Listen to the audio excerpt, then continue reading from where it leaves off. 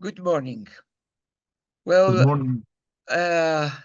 tucked deep in the heart of Galicia's Las Highlands, where the Atlantic winds tangle with ancient oaks and the mist linger like stories waiting to be told, stands the Novoneyra Foundation, a cultural sanctuary nestled within the forest slopes of the mountain in the province near La Coruña. It is here that we find Mr. Uxio Novoneyra, a man whose life and work are inseparable from landscape that surround him. As a CEO of Novoneyra Foundation, Uxio Novoneyra, the son of renowned Galician poet whose name the foundation bears, Uxio has devoted his life to cultivating a deeper understanding of Galician literary, ecological, and cultural heritage. But his role is one of the visionary leadership. Under his guidance, the foundation has grown into a vibrant meeting point for artists, for thinkers, scientists, and environmentalists from across the world. At the core of his vision lies a profound respect for the forest as a living presence, a collaborator in both poetry and sustainability. In conversation with Mr. Uxio Novoneyra, we do not just encounter a foundation director, we meet a forest jeweler, a cultural guardian, and a quiet revolutionary who believes that the future lies in listening closely to the land. Hello, Uxio. Thank you. Hello. You have been with Hello. us in this Thank you. It's a project. pleasure. You're welcome, Nicholas. It's a pleasure working with you as So, usual. what kind of trees you have in Galicia and on the mountains your establishment is? It's a good question. In Galicia, and especially in the Ocoral Mountains, that is part of the UNESCO Global Geopark and Biosphere Reserve, where our foundation is based, the landscape is shaped by a lush, an ancient forest that blends Atlantic and Mediterranean influences. This mixed forest is unique in Europe, both ecologically and culturally at the same time. Its native three species form a living heritage, deeply rooted in the traditions of the region of Courel Mountains, and vividly evoked in the masterpiece of Uxio Novoneyra's book, The Uplands, Oseidos, the masterwork of my father, a landmark of European eco-poetry. Oseidos portrays this land with a reverence and poetic precision. The forest includes native species such as the chestnut, the king tree here for us, the oak, the birch, the beech, the hazel, the yew, the holly, the ash, the walnut, the apple too, and the rowan at end. It is also rich in undergrowth, shrubs like heather, gorse, and the colored Carcacia floris, while ivy drapes stone walls and climbs tree trunks. Novoneyra, my father, evokes this forest as sacred spaces with the verse, white waters of the Rugeira, dense thickets of heather and gorse, hazels, yews, beeches, rowans, and oaks. In this vision, these are not merely trees, but bearers of memory and identity, hybrids of walnuts and ashes from Barcia, descending through rugged land from the little springs of the rose, mapping the landscape with poetic and emotional accuracy. As my father expressed, the Galician word eido, that is Greek, like you, reaching is very rich in meanings in Galicians and refers to the space of belonging, the place of the home, the place of the land you know intimately, that welcomes you and becomes part of who you are. In this sense, the trees of the Caurel are not just part of the scenario, they are poetic beings. They are not only non-human beings, are poetic beings rooted in the both language and life.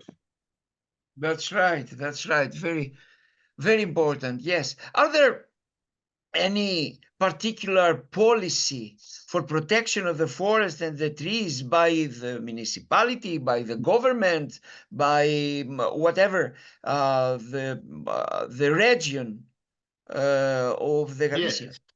Yes, more or less, more or less than the north. But we have more recognition than protection ones. For example, we are a UNESCO Global Geopark, Courel Mountains, and they are recognized under a few environmental and cultural preservation frameworks, including our recognition as a UNESCO Biosphere Reserve. That is one of the 5 in Lugo province. Only our province have 5 biosphere reserves, and the 80%, for example, of my region, Galicia, the 80% is part of the Natura 2000 network, the general protection of the European Union. And we are included in the special protection bird areas called CEPA, and the sites of community importance, that is called LIC, L-I-C. However, these protections are not sufficient at all. Think that the long-standing call for the area and the population and the people of all Galicia to be declared Courel Mountains a Spanish national or natural park, but it has been repeatedly blocked due to the influence of mining interests, because my mountains, the Courel Mountains, is one of the richest black slate producing regions in Europe. Additional regional laws provide complementary protection to the native forest, recognized as part of the Galicia forest heritage.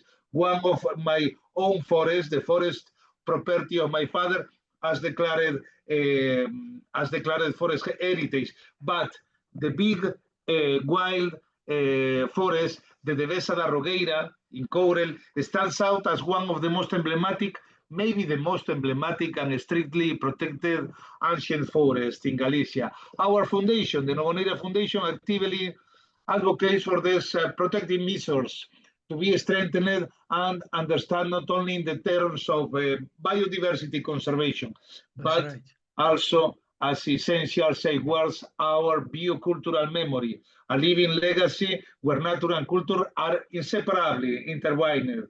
We manage and protect 15 different chestnut forests with over 700 chestnuts, along with 4 hectares of the meadows of the family of my father, which we make freely available for grazing the local livestock. However, traditional sheep herding is facing a serious decline. Only one sheep herding family remains in our village, Parada, and they are already beyond retirement age. It's a bad question. It's a bad future for us, because if you don't have cows, if you don't have shepherds, the ways into the forest and the ways into the meadows develops and turning into wild forest without any way of exit and enter for the human beings. Okay, so what are the behavior of the natives as you speak about the population there in the trees and the forest? Do they work in the forest? Are they agriculturers, or they keep animals? The people of the Courel Mountains have traditionally lived with the forest as a commons, not merely within it.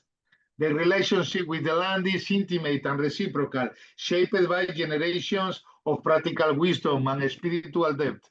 Many are among the last remaining small-scale farmers, chestnut harvesters, or beekeepers, because it's very important, the beekeepers in Courel, because the honey is a rich product now, and for example, our local producer that work with the foundation have awarded with the first award in the last honey fair of Londres. But the farmers, the chestnut harvesters, the beekeepers who still survive in these remote mountain valleys, isolated and steadily depopulated by successive waves of migration during the 20th century. We are the the few last of all of them. They carry with them ancestral knowledge, learned through lived experience and handed down like seeds. In the uplands, in the Oseidos, or a masterpiece of my father tried to capture the slides with vivid and unbelievable clarity. The sheep graze in the stubble field, and the goats on the ridges. On the rock, the shepherd and the dog watching a circle. This is no romanticized vision, but the poetic record of a deep, rooted, enduring reality. The forest, like time itself, shapes both the landscape and the rhymes of life. Seasonal cycles beat through this poetry. For example, the season of the chestnuts is here, and of sitting by the fire, reminding us that the rural life flows with the tempo of nature, where the forest is at once a source of sustenance and a place of shelter. Local figures like the famous hunter, friend of my father, Ricardo de Moreda, hunter and herder, emerge in our verses as embodiments of the land, from the Rogueira to Lucensa, where the deer passes through.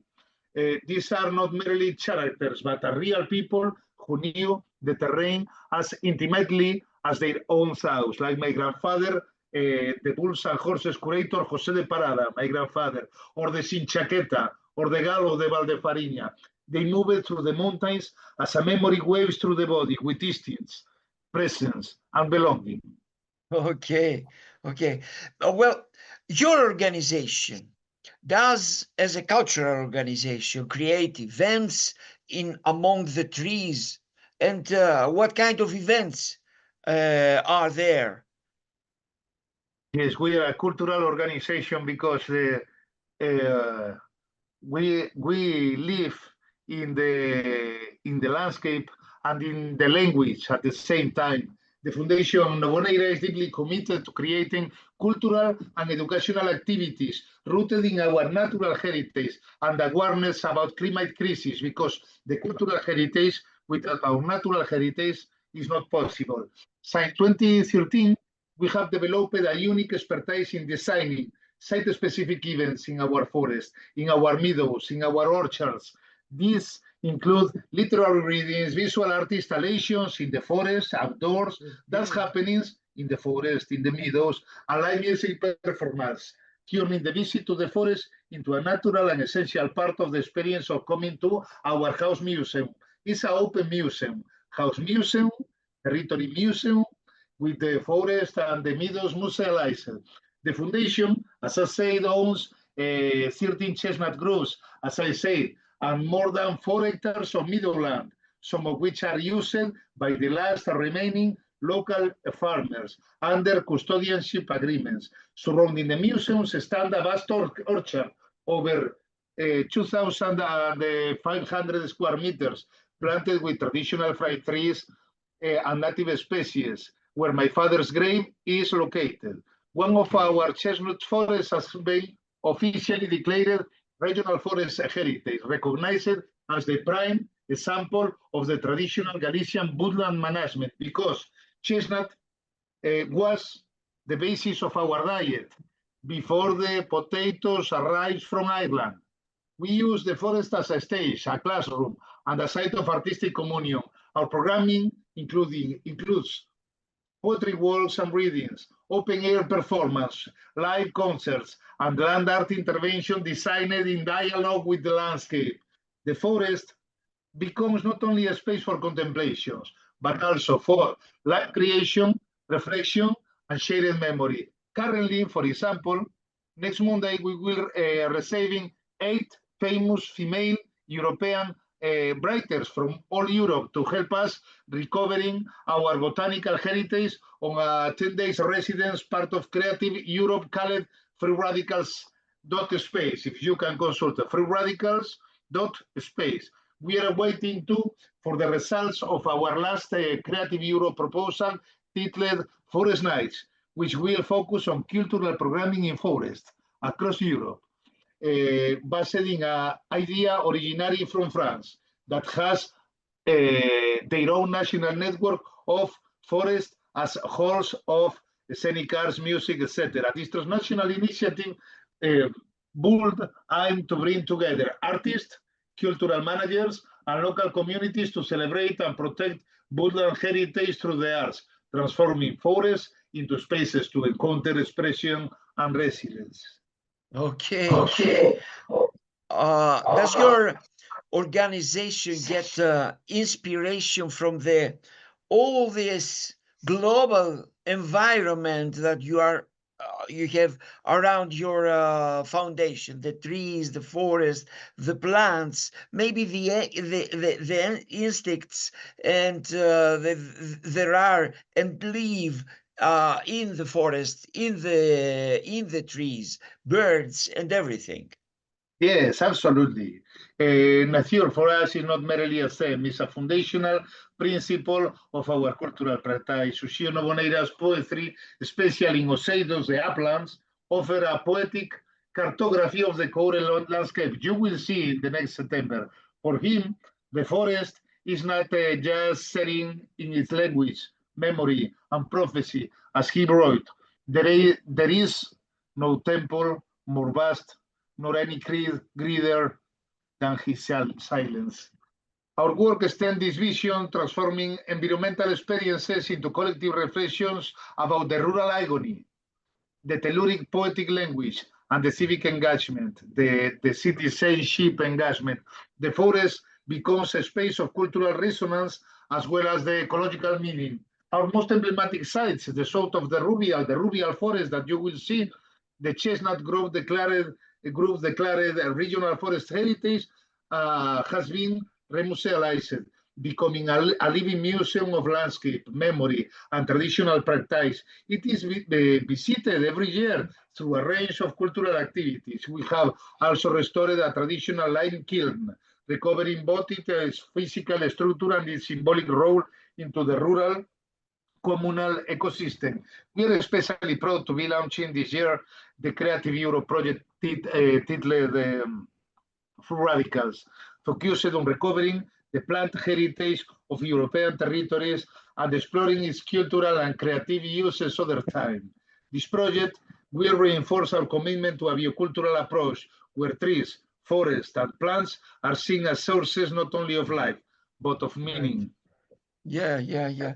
It's very, very, very important, very significant. Now, a personal question. How do you confront the climate crisis in Galicia? What is your opinion about it when you see all these mega fires that we also have in Greece? This thing and all this destroying of the forest, of the trees, and all the nature around. What is your opinion? Think about our last month, our last June of 2025, what has been the most hottest June in all the history of Galicia. The climate crisis is already having a severe impact in our territory. In 2022, as you said, El Cubrel Mountain suffered the second largest wildfire, mega fire in Spanish history, with over 22,000 hectares burned. 22,000, you know, is the distance between Santiago and Coruña City. Our region is also increasingly affected by the droughts, violent windstorms, and cyclogenesis, but especially by the mega fires, and the biodiversity loss and the continued abandonment of rural life that accelerate the biodiversity development. As a cultural organization, we believe in responding not only through scientific and technical means, but through poetry, memory, and collective intelligence. Our European projects, such as Indigeno.network, Perform4Change.eu, or collaborating on others as Resilience.eu, that serve as pilot laboratories for environmental resilience and community empowerment. We work on preserving cultural and ecological legacy, raising awareness, and revitalizing traditional systems of care and prevention, especially in our sad specialty, fire management, where ancestral practices still hold valuable knowledge. In Oseidos, the figure of the wall becomes a haunting metaphor for this endangered landscape. The wolf howls toward the sky without the shadow of night in these modes. We heard that howl, that the wolf not as a cry of despair, but a poetic call to protect, to remember, and to regenerate our territory, our landscape, and with them, our lives. Well, Uxio, thank you very much for this conversation. It's honored for me Oh, it's a to pleasure. discuss with you. Thank you very much, because I had a discussion with another stakeholder from Iceland, north of Europe, Oh, and Iceland.